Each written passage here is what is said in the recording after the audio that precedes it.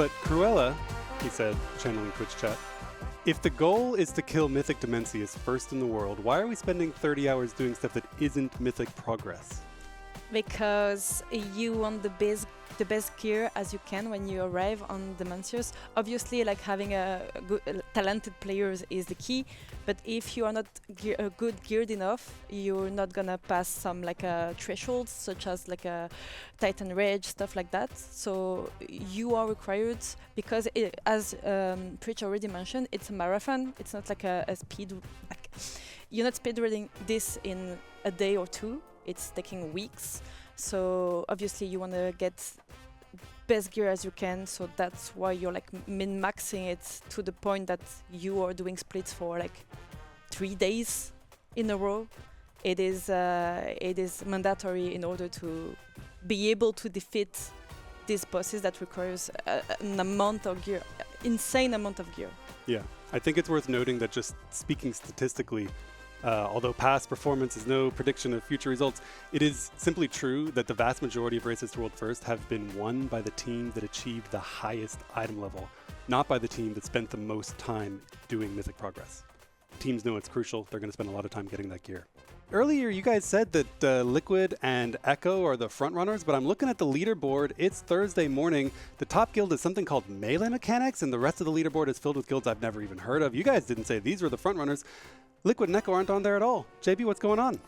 Yeah, so continuing with a race analogy from earlier, when you have, when you're doing like a marathon, very often you'll have somebody at the front that's kind of pacing the pack, and their intention is not necessarily to win the race. They're there to help maybe other people kind of gauge themselves. And so throughout the course of a race, whoever's in the lead isn't necessarily the person that's got the best chance of winning. And in this case, with guilds like Liquid and Echo, there's a bunch of stuff they need to get out of the way first before they begin doing the Mythic progress. But the leaderboard doesn't care.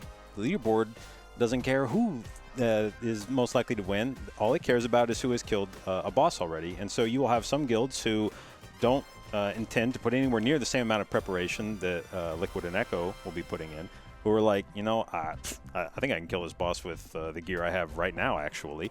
And so they'll go in and they'll do however many bosses they can kill on the first reset right away. They will get quite a bit of viewership from it. Everybody loves to tune in and watch the first kill of a Mythic boss because all Mythic kills are kind of created equal in that sense.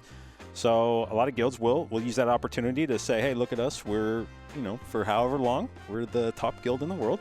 And so, yeah, you'll get some day one. It's always North American guilds because North America gets the patch first.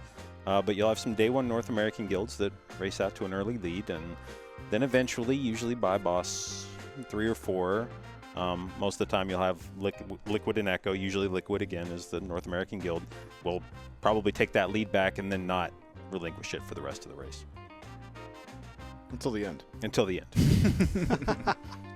Yeah, the concept of drafting from like a bicycle race is incredibly applicable to the Race World First in World of Warcraft, where you can follow behind someone in the lead and maintain progress with massively less effort.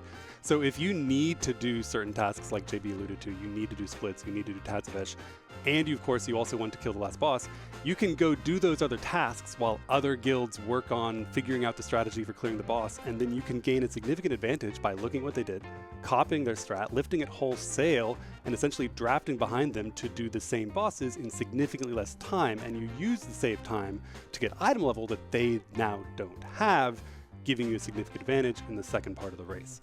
That drafting concept is a very powerful one, and one to pay attention to throughout the entire course of the race. It can even apply later when we're working on the last boss sometimes.